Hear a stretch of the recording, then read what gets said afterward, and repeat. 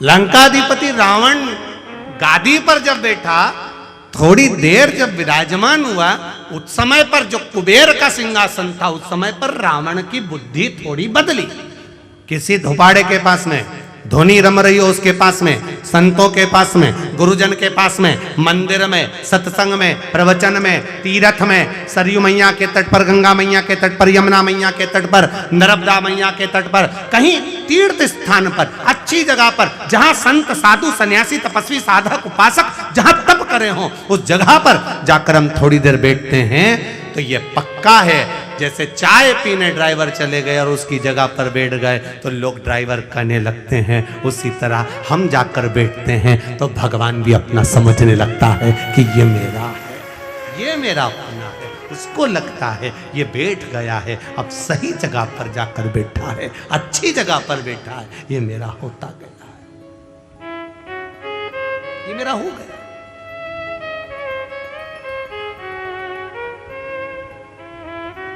कितनी अविरल भक्ति।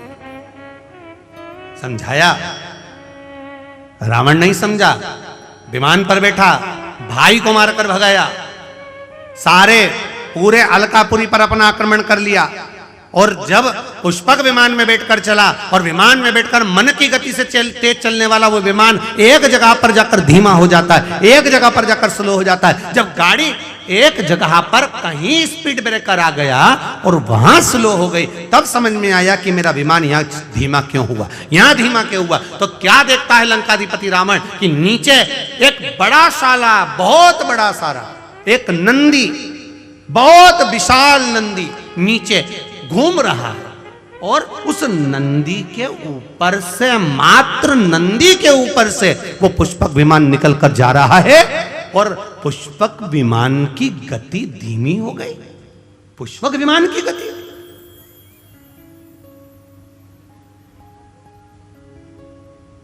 रावण के साथ में जितने लोग बैठे थे उस पुष्पक विमान में, सब रावण से कहने लगे, महाराज ये तो मन की गति से तेज दौड़ने वाला पुष्पक विमान है, फिर आखिर ये धीमा कैसे हो गया, ये स्लो कैसे हो गया, इसकी स्पीड कम क्यों हो गई, इसकी गति कम क्यों हो गई।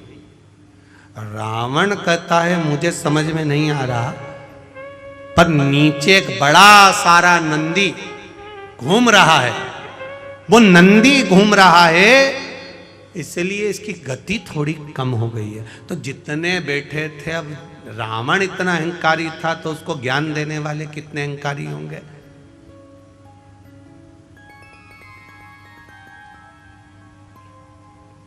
चाय गरम होती है कि केटली गरम होती है?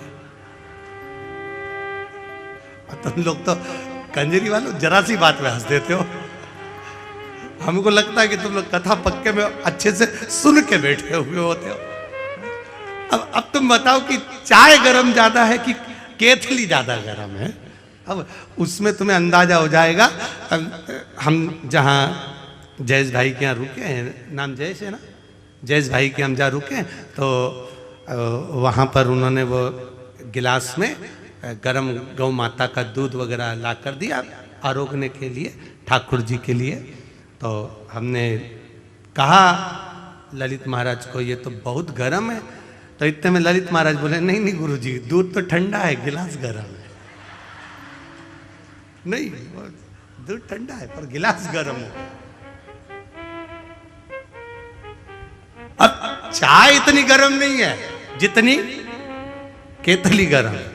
उसी तरह बड़े बड़े, बहुत बड़े बड़े, जो बहुत ऊंचे ऊंचे मालूम पड़े, बहुत बड़ा वो आनंद हुआ और मालूम पड़े, तो साहब जो कुर्सी पर बैठा है वो तो बड़ा नम्र है, तो बड़ा सहज है, बड़े सरल नेचर के हैं, बड़े सहज है, बड़े सरल है। अब उनसे मिलो तो लगे बहुत सरल, बड़े सहज, पर उनके साथ जो केतली है वो बड़ी है।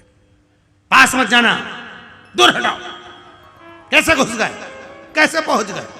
इतने में जो कुर्सी पर बैठा, शांति रख, एक केतली, थोड़ा रुक, अभी रुक, चाय ठंडी है, कोई बात नहीं, आन दो, आराम से आन दो, दर्शन करने दो, भक्त हैं, भगवान के हैं, प्रिय हैं, पर केतली हट, दूर हट, क्या है, दूर हटो, वहां जाओ, वहां बैठो, वहां करो। कई बार इन बाउंसरों को देखकर भी हमको ऐसा ही लगता है, केतली बड़ी खराब, चाय तो ठीक है अपनी जगह पर केतली बड़ी खराब बड़ा।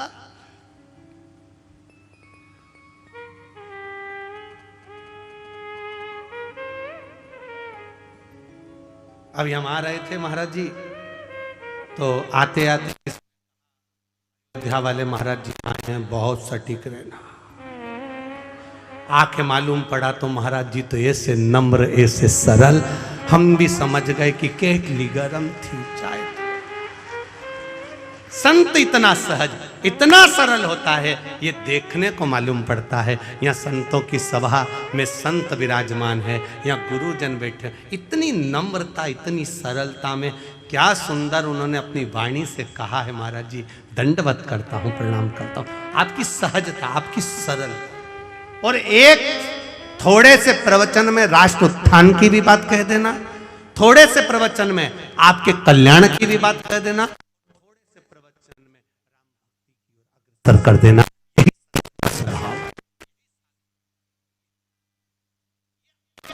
अमूल्यता का आनंद है ये रस तत्व। और किस्मत वाले हो, कंजित हो, भाग्यशाली हो आप, जो हमारे बीच में इन पूज्य गुरुदेव का दर्शन अयोध्या से यहाँ चलकर हुआ है। ऐसा लगता है राम स्वयं आए, वृंदावन से कृष्ण स्वयं आए, ऐसा लगता है मेरा राघव यहाँ पहुंच गए। ये तत्व हमारे भीतर, ये सुख हमारे। अब उतरा सिंहासन नीचे, नीचे उतरा, और सिंहासन नीचे उतरते से पुष्पक विमान पे से नंदी के सामने राम के सामने खड़ा होकर कह दिया लंकाधिपति ने, तुम कौन? नंदी कहता है मैं नंदी। आप कहां जा रहे हो? हमें उस मार्ग पर जाना है। नहीं, उस मार्ग पर तो मेरा देव महादेव रहता है, मेरा महादेव। रावण कहते हैं कि ये महादेव रह रहे हैं। हाँ, तो वो तो भस्म रमाने वाला, जटाजूड़ बांधने वाला, मृगछाला पहनने वाला, गले में रुद्राक्ष की माला पहनने वाला, सर्प गले में धारण करने वाला, बिच्छू पहनने वाला, एक साधारण सा, साधारण, एकदम सहज सरल साधारण, तो उसमें दिक्कत क्या है? विमान तो ऊपर से जाएगा, महादेव तो नीचे बैठे हैं, फिर से दिक्कत क्या है? क्या तकलीफ? आज भी हमारे सनातन धर्म में, आज भी हमारे सनातन धर्म में भगवान का मंदिर होता है, शिवजी विराजमान होते हैं, शंकर भगवान बैठते हैं, या राम जी बैठे हैं, या भगवान कृष्ण बैठे हैं, या देवी भवानी बैठे, जो भी देवता बैठते हैं, उसका आकृति ऐसी बनाई जाती है कि उसके ऊपर कोई पांव न रख पाए, कोई चढ़ ना पाए। लंकाधिपति रावण, तेरा विमान अगर ऊपर से जा रहा है तो उसमें श्रेष्ठता नहीं, क्योंकि मेरे महादेव बैठकर तप साधना कर रहे हैं, माँ जगज्जननी पार्वती के साथ मेरे महादेव बैठे हैं। रावण ने कहा, अब इसको जब कुबेर नहीं समझा पाया, देवता नहीं समझा पाए, तो इसको ये नंदी कैसे समझा देगा? नंदीश्वर ने समझाना चाहा, नहीं माना, खूब समझाया, नहीं माना, खूब समझाया,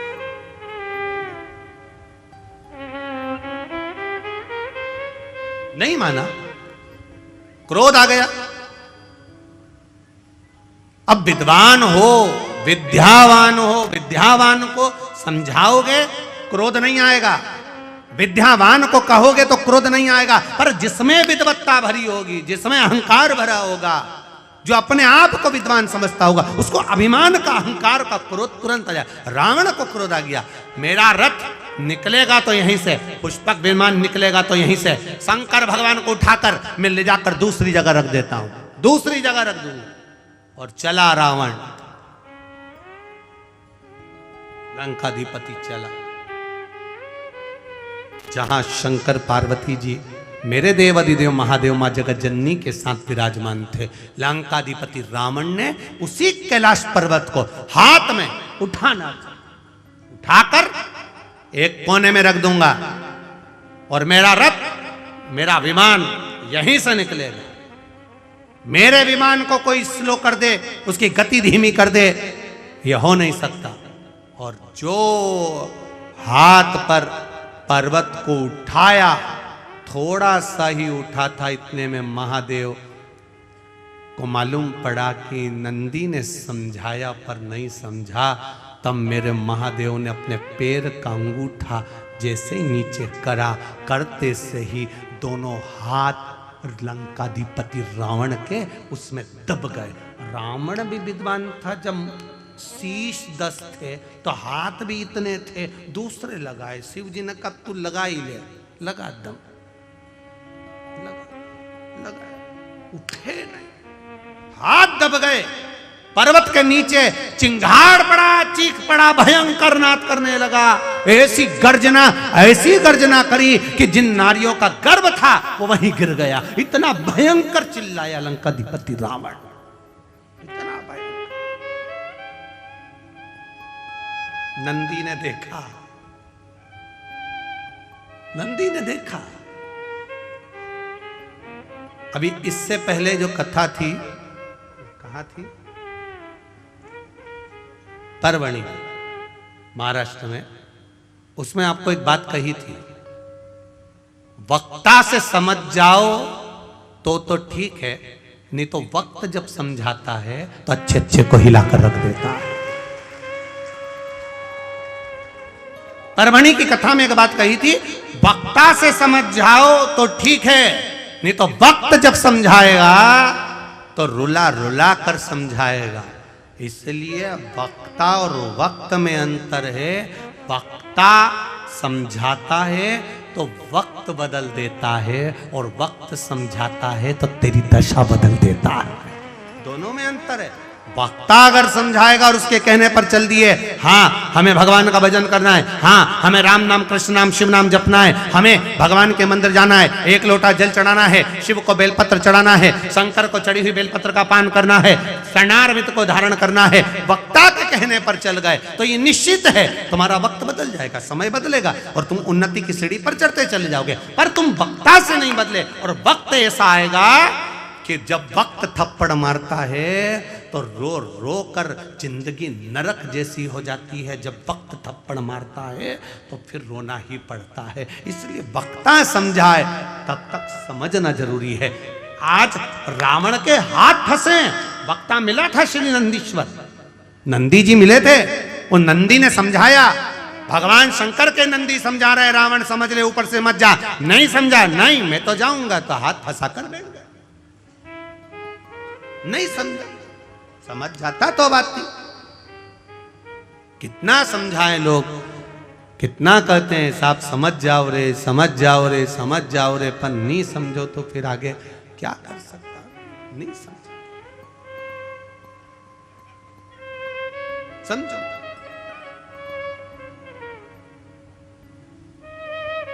अब बैठे नहीं, रावण चीख रहा है, हाथ दबा हुआ है, चिंगाड़ रहा है, चिल्ला रहा है। फिर कोई नहीं आया।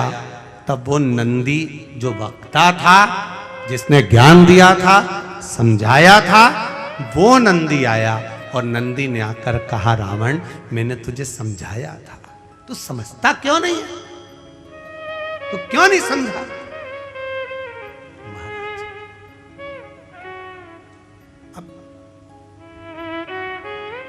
हाथ फंसे हुए, अब कोई ज्ञान दे दिया है।